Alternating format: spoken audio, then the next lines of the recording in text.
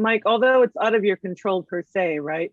How can you find a stable foothold in the space as an artist, right? Not sort of like buying and selling or making according to the whims of collectors alone.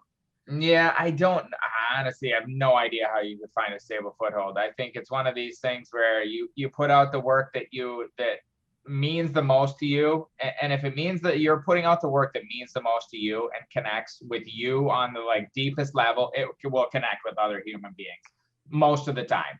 Not all the time, but more times than not. If it was something that truly came from like, you know, an honest place in you, people can sense that, and it's very like innate, and they can see that this is like true. And if you make connections with people, if you make work that connects with people, you'll be fine.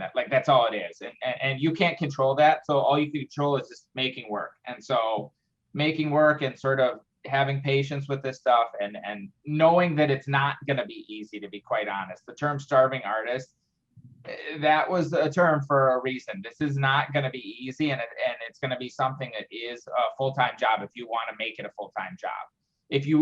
Because who wouldn't want to have this job where you just wake up and make whatever the fuck you want? You just draw a picture and then somebody pays for that picture. Like, that's literally the perfect job. Like, you know what I mean? Like, that's like the whole thing. So I think, you know, and appreciating that too. If you get any semblance of that, realizing how freaking amazing that is, that is the thing you get to get up and do, and like people are paying money for that. Like, and recognizing that you should be insanely thankful for that, because it is an amazing privilege.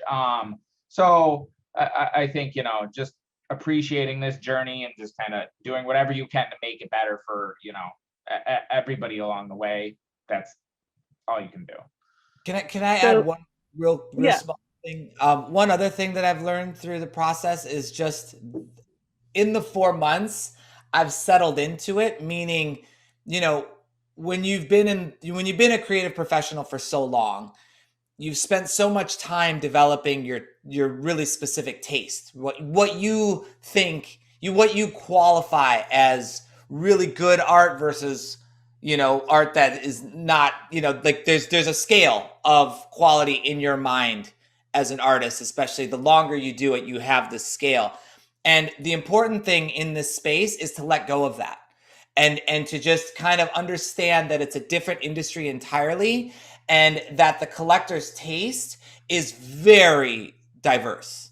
And so things that blow up, you know, when I first got into this space and I was all confused about it, I've just learned to let go of all of that and accept everything. And I think that's a much healthier way to be in the space, because there's a lot of things that don't have explanation, and you can get angry about it or react to it, but it doesn't do anybody any good, especially yourself.